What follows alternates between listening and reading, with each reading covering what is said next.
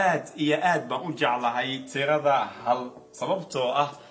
hal tiro walba kale haddii lagu dhufto waxa soo baxaya waxay tahay isla jawaabta lagu dhuftay yacni hal ku dhufo hal jawaabtu waxay tahay waa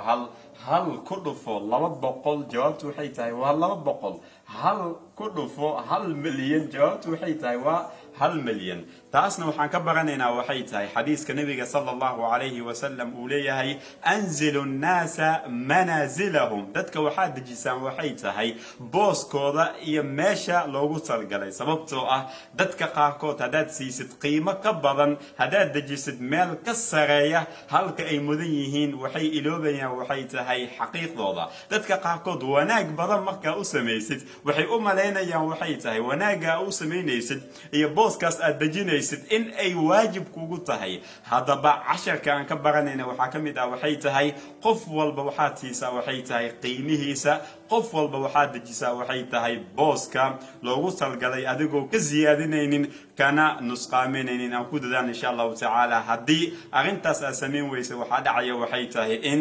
adiga qiimahaaga aad weysid